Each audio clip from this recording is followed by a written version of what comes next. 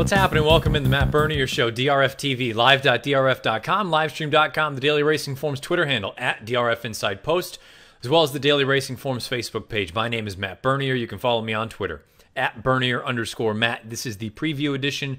We're going to take a look at one race in particular, the 8th at Del Mar on Saturday. It's the Grade 3 Bob Hope. Going to do things a little bit differently.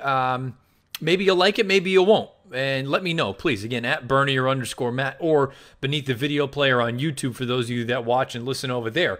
Speaking of that, if you've watched live, thank you for doing so. If you check it out podcast like most of you do, YouTube, SoundCloud, iTunes, video.drf.com, as well as Spotify. If you're over on YouTube, click that subscribe button. Give us a thumbs up. You're over on iTunes, Apple Podcasts, however you get your podcasts. Write us a review, give us a positive rating. This might be one for those of you, I know there are quite a few of you over on iTunes or Apple Podcasts, whatever the hell it is. I know there are a number of you that's where you listen to this.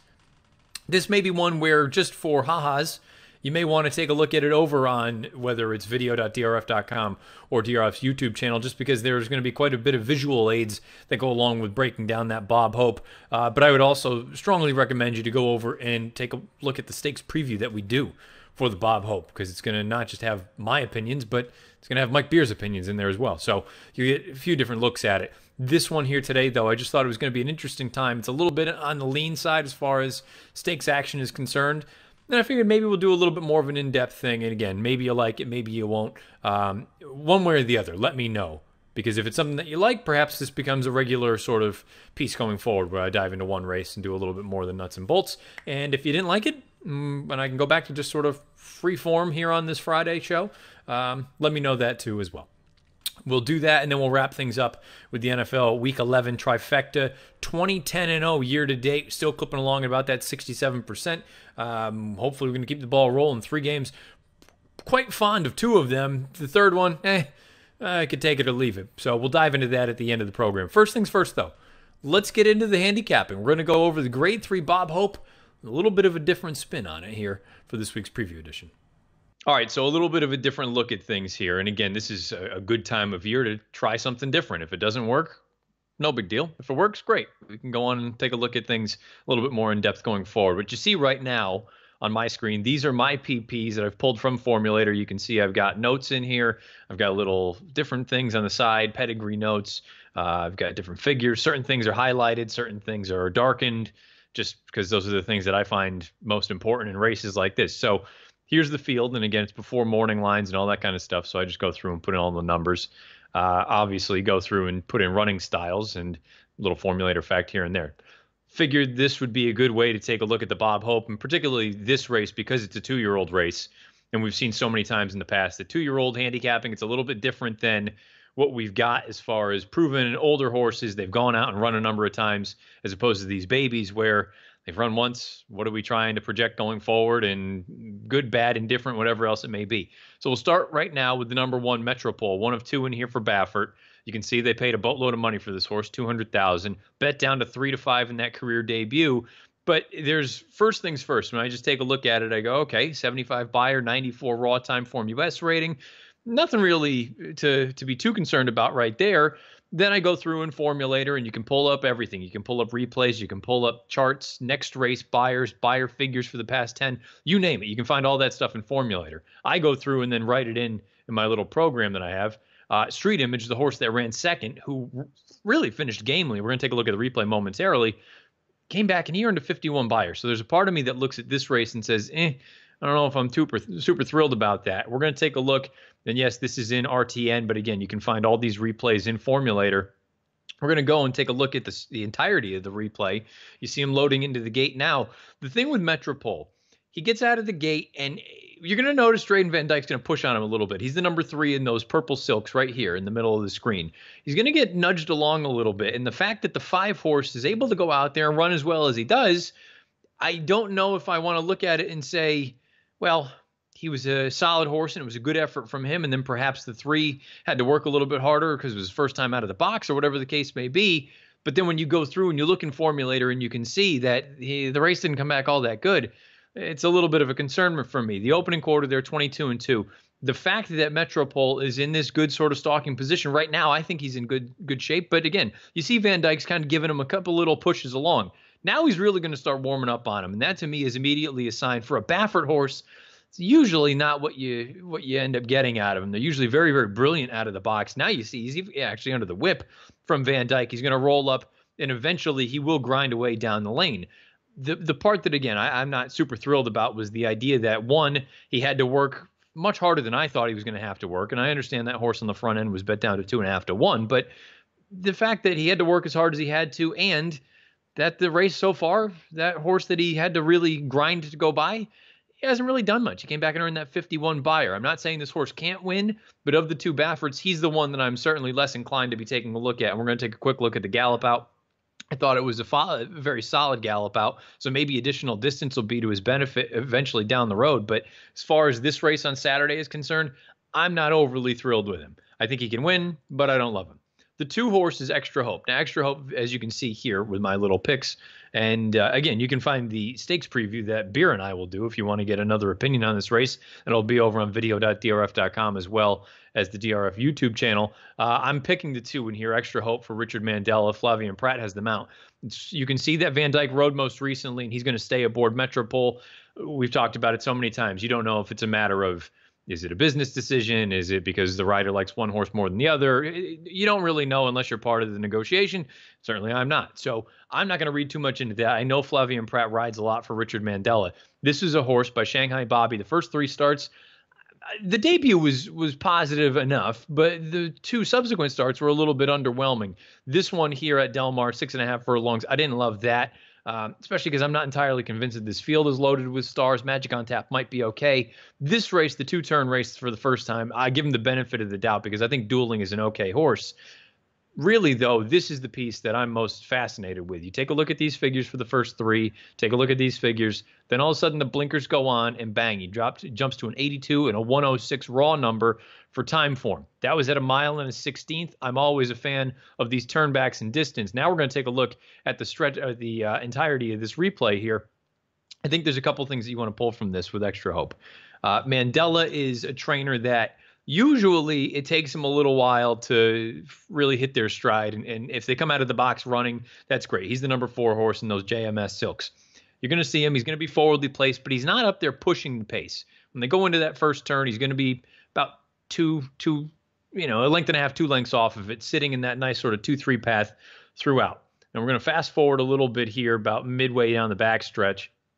And you're going to see this is when he's moving comfortably enough. Everything has gone quite well. He's going to start warming up. And this is when I start to look at it and say, okay, we might have something here because he does it relatively easily. You can see Drayden starting to use his hands a little bit, but nothing out of the ordinary. This is an instance where now he's just kind of asking him to go a little bit.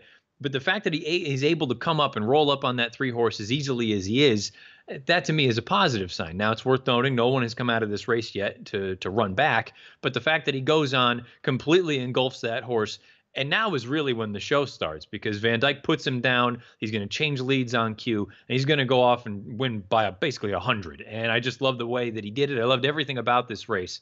You see, again, Drayden's keeping him to work here. But you're going to note that as they get down to the very end, his ears are going to be up, playing Love and Life, and the gallop out is going to be massive. Now, keep an eye, wait for the ears up. That's usually something that I always take a look for. He always goes up. That's usually the sign of a horse that's feeling good, Love and Life. Now you're going to see this giant gallop out. Again, this race was at 1 mile and a 16th, so there's a part of me that does wonder if there's a scenario where maybe he does want distance. I know he's by Shanghai Bobby, but 'tis now on the bottom, so perhaps additional distance is really what he's going to want. But at the same time, I look at that and say, if you give me something close to this 82 on the turn back, he's going to have the bottom. And from a pace standpoint, as you can see, I think Metropole's going to go. I think Mucho Gusto is going to go. We'll talk about him momentarily. Savagery is going to go. Owning will probably come from off of it. Sparkyville has some tactical ability. And then you've got Sueño, who's got some tactical ability, and he could be sort of class compromise, unfortunately. I think there's a real scenario where the 2 horse Extra Hope works out an ideal trip in here, and he is the one that has the best finish of them all. I like him quite a bit in this spot. Mucho Gusto is the Baffert horse that I'm most interested in. Again, you can find all these little details in Formulator. You see the dam, It's a Giant's Causeway. She was 3 for 23 overall, but all 3 victories came on grass, and 19 of her 23 starts came on the grass. And you can see down here, deeper on the dam side, you have horses like Alternate, and you have Peaks and Valleys. Visually, though, I thought this was a very, very impressive performance. As you can see, this is my formulator note with a little bit of a sort of a variation of an Andy Beyer shorthand with gait, backstretch, far turn, stretch run, gallop out. And I'll go through and I'll make everything bold, or some of the words bold. Those are really the ones that I want sort of to catch me when I go through back in my notes when these horses run back. What am I looking for? Okay, on the far turn, he showed clear with his ears pricked. In the stretch run, he was in hand off the far turn, full of run, geared down late, visually very strong. And you can see here the runner-up came back on turf, won next out with a 75 Beyer. The fifth place finisher came back and earned a 77, and the sixth place finisher was a next out winner with a 66. So now we take a look at this. And look, Los Alamitos, we've talked about it numerous times. Los Al can make good horses look bad and bad horses look good. But keep an eye down here on the inside. This horse is going to break very, very alertly, go right to the front, and he's going to take a little bit of heat down the backside. Don't be alarmed that they're going to be out well off the rail, just because that's the MO at Los Al. Very rarely do you see horses down on the inside. He's going to take some token pressure from this two horse. We're going to fast forward slightly here. On the far turn, he's moving very, very easily, very sweetly. And it kind of, at this point, it started to make me think that, okay, we might have something here. They paid over $600,000 for this horse. Ears are up. He's loving life. Everyone else is starting to feel a little bit of pressure, particularly that two horse. Then again, he's about 5 paths off the rail, turning for home. When Joe Talamo asks him to go, he extends. He levels off nicely and finishes very, very well. When I look at this horse, I see that pedigree and I think, okay, well, maybe distance is really what he wants. When I watch this replay, especially with the gallop out was solid. I don't think it was outstanding, but I do wonder, maybe he is going to be sort of a one-turn type, and it's too early to tell. He's only raced once, and we'll find out what we get here off this little bit of a layoff. I haven't seen him since the middle of September, but you see he's geared down at the wire. I thought it was a very impressive effort, and again, Baffert, first-time starter, 2-year-old. He was bet down to even money. He was supposed to do well. Gallop out was solid. To me, he's the other horse in this race. If I like the two horse, I kind of have to look at this one and say, Mucho Gusto, to me, he is the alternative. He's the alternative. He's the horse that I want running in second. The 4-horse Savagery and the number 6 horse Sparkyville, they both come out of that sunny slope. Now, we did that race as a stakes preview. I went over it. I thought Savagery was going to be loose on the front end, and that didn't quite work out that way, or didn't play out quite that way. We're going to take a look here at this race. And again, you can find this replay over on YouTube, but you can also find this in Formulator. And again, that's where I would suggest you find all your replays. But again, just for this exercise, makes it a little bit easier when I can pull up different things. You're going to see Savagery's on the far outside, and you're going to have the number 3 horse in this race anyway is Sparkyville. Sparkyville actually outbreaks him here in these green silks on the far outside and those Rockingham silks. That's where you've got Savagery. Now, Savagery is eventually going to go up and push the pace. He's going to be about a head off this thing throughout. But really, the thing I'm most interested in, take a look at the 3 horse. He's going to be under a pretty snug hold from Gary Stevens. Give it a moment, give it a moment. He doesn't want this horse to go just yet. You see, he's got 2 fistful of dynamite. He's saying, not yet. We've got some time. Coming around the far turn, they're going to really continue to pick things up. And for a moment here, it looks like the 5, Savagery, is just in cruise control. He's going to go off and win for fun. I love what Stevens does. Gets him out into the clear, Sparkyville, sets him down, and takes dead aim. Now, keep in mind, the other thing to note about this race, and we'll take a look at it when I pull the PPs up again, Savagery had just most recently broken his maiden and was in for his $62,500 tag. He was taking on winners for the first time, and he was getting back into really legitimate quality. The horse Sparkyville, some of the horses he had been facing, they were 10 times the ability of the horses that he faced here in this restricted Sunny Slope Stakes.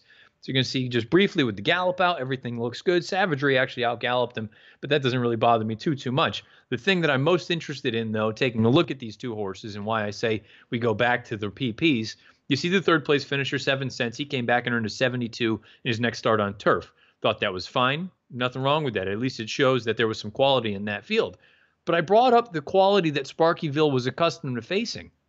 Take a look at these horses. He'd run into Game Winner. He'd run into Royalton. He'd run into Roadster. 3 starts back. He ran into Instagrand. He was only 14-1 against Instagrand. I mean, in the grand scheme of things, Instagram was what, 1-5 that day?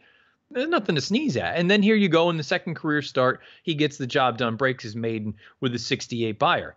Now, here's the real interesting part to me. Not necessarily this formulator fact, which is a positive one for Jeff Bondi, past 5 years, dirt, winner last out, second after the layoff, Southern California, 4 for 12, 273 ROI. I find the 5 in the money finishes, though, kind of feels like they either win or they're nowhere. The thing that I find most interesting, take a look at the dates here. This race here, the Del Mar Futurity, it was on September the 3rd. He finishes up the track behind a couple of good ones. Eventual 2-year-old champion game winner. He comes back here on October the 21st. Take a look at this gelding date, September the 26th. What's the big difference there? Obviously, he's been clipped, and boom, you've got a giant return effort. I think Sparkyville is, if you want to go against the Baffert horses and you want to go against the Mandela horse, to me, Sparkyville is the sort of the alternative to the alternatives. You follow me? I feel like he's going to be, I don't want to say lost in the shuffle, but you might get a square enough number on him. He has nice versatility, some nice tactical speed. I picked Sparkyville third in here.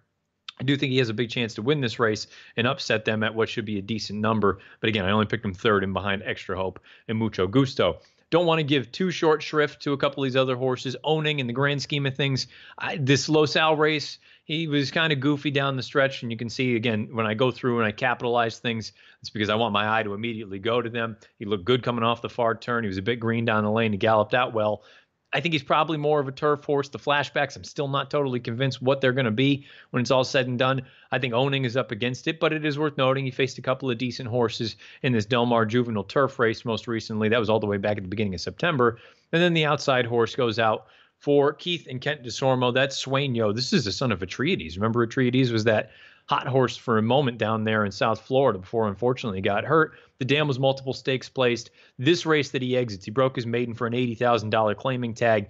The fourth and fifth place finishers, they came back and they earned buyers of 74 and 62. So at least the form of that race has come back respectable, but at the same time, from a class standpoint and from a figure standpoint, Sueño's just going to need to run considerably faster if he's going to be successful in this race on Saturday afternoon, the Bob Hope. So again, this is just a little bit of a peek at how I go through these races. Maybe this is something I'll do going forward. It depends on what you all think of it. If you think this is a giant waste of time, let me know. At Bernier_Matt, not a problem.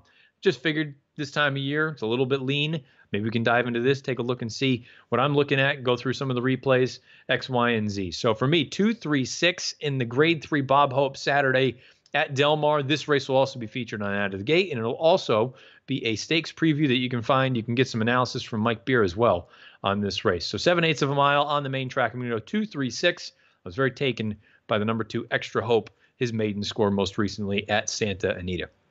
How about some football at this point? Let's dive into the Week 11 NFL Trifecta. NFL Week 11 Trifecta, again, 20-10-0 year to date. 2 games I do quite like. 1 game could take or leave, but again, got to find 3 of them. And the rest of the slate, I think, is just very, very tough to decipher and tough to find your way through the weeds. So let's dive right into it. The first game, the Houston Texans at the Washington Redskins. Redskins are catching 3 points at home. They just continue to get no respect. Look, I don't think they're a Super Bowl team, but I think they're better than average. And I'm not totally convinced. I know the Texans have gone on this tear and they've put together a nice win streak. I'm not sold on them either. I feel like if you're a home team at this point, just think about that. You're the NFC East leaders, and I know the East is god-awful. But I said it last week. If Washington went down to Tampa, got the job done, and Dallas went into Philly and got the job done, Washington is 2 games clear. They can be in the driver's seat if they get the job done here, because Philadelphia has to go down to New Orleans. That's not going to be an easy game. We'll talk about that more momentarily. And realistically, I mean, are you terrified of Dallas? I'm not. This is a big opportunity for Washington, and you know what? I still think if you're going to give me points with a team like that, Alex Smith is very unlikely to win you a game, but he's really, really unlikely to lose it for you. And I know they're a little bit banged up, but Washington at home catching points, I'll take it. You're telling me on a neutral field, Houston's a 6-point favorite? I just don't see it. I don't buy it. Not right now. Maybe I'll be proven wrong, and maybe Houston really has just put it all together. But I know Watson's starting to play better, but I just don't see it. Give me Washington +3 at home. I mentioned the Eagles on the road down in the Superdome against the Saints. The Saints might be the best team in football. But for the reason I just made mention talking about the Redskins in the NFC East, Philadelphia if they lose, they are in deep, deep water. And I know they still got to play Washington twice, but there's a real, real chance that they drop this game. And if Washington wins at home, I mean, it might be too much to overcome at this point. Keep in mind, we're in Week 11 here. And if you drop 3 full games behind the leader, you're probably done. They're catching 9 points on the road. I don't think Philadelphia is that good, to be frank. I just don't. It has nothing to do with the Patriots from last year. Don't spare me that. But I don't think this team is that good. They've been banged up as far as the running backs are concerned. They don't really have tremendous weapons on the outside. I know Alshon Jeffrey is there, and Golden Tate, we'll see if he gets a little bit more incorporated. Basically, it feels like if you can, I don't want to say neutralize because he's very difficult to neutralize, but if you can sort of keep Zach Ertz to a dull roar, I think you kind of hurt this team in a major, major way. And defensively, I just don't think they're quite what they were last year. I think they're okay, but I don't think they're what they were when they won the Super Bowl. And even then, they gave up 1 million points. The Saints might be the best all-around team in the league. I'm still not totally sold on their defense, but the fact that they can outscore almost anyone, it's going to go a long way. I think New Orleans wins this game, but I think Philadelphia in desperation mode, I think they cover, and they make this thing very, very close, I think. I was totally wrong trying to beat New Orleans last week with Cincinnati. No question about it. But this time around, Philadelphia cannot afford to lose here. Now, maybe they will lose, but I think you're going to get as good an offering as they have. They're catching 9 points. It's still a big number. Give me Philadelphia +9 on the road at New Orleans. And then the last game, the Monday night game, some people think it's the preview of the Super Bowl. It has been moved to Los Angeles from Mexico City. The Kansas City Chiefs are catching 3.5 at the Los Angeles Rams. As more and more time goes on, the Rams defense, which I was really fond of at the beginning of the year and before the season, I thought they were going to be better than Jacksonville. You've got all those big names up front, especially now that they picked up Fowler, but you've got Sue, and you've got Donald up front. The secondary has been beaten up a little bit. Peters, you can have your way with him. Talib's obviously not feeling great. To me, this is a scenario where Kansas City's offense might be as good, if not better, than New Orleans. Might be as good, if not better, than Los Angeles. And those are pretty clearly, to me, the 3 best offenses in the NFL. When you can go through and you have a team that can rip off Mahomes at quarterback, Kareem Hunt in the backfield. On the outside, you've got Sammy Watkins, who realistically is like your 4th option. You got Travis Kelce. You got Tyreek Hill. Offensively, this team is a juggernaut on offense. Defense, they're terrible. But the good news is I think this thing's going to be a track meet. Maybe not to the point that Vegas thinks. I don't deal with over-unders, but I think it's going to be a high-scoring game. I don't know if they'll get to the over. I think when I looked at these numbers, I want to say it was 63.5, something like that. I could see 30-27. Somewhere in that ballpark. I just kind of feel like there's a real scenario where Kansas City might actually be better than LA. LA probably, they had to work a little bit harder last week than I thought they probably should have against Seattle. And Seattle, realistically, I mean, look, there's not a hell of a lot as far as offensive weapons are concerned there outside of Russell Wilson. I don't want to say I'm doubting the Rams, but I do think Kansas City's quite good. Their only loss was on the road on a Sunday night here in Foxborough. I mean, that's not going to be an easy spot for any team. And they almost pulled it off. Kansas City might be the best team they're certainly the best team in the AFC.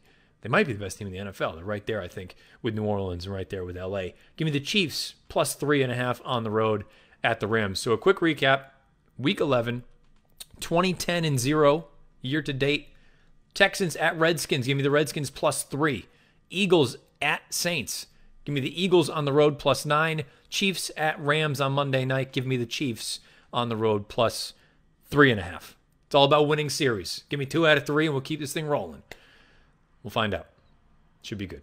If you've been listening to this live.drf.com, livestream.com, Daily Racing Forms Twitter handle, at DRF Inside Post, or the Daily Racing Forms YouTube channel. No, that's not right. I've just mixed it all together. Live.drf.com, livestream.com, Daily Racing Forms social media.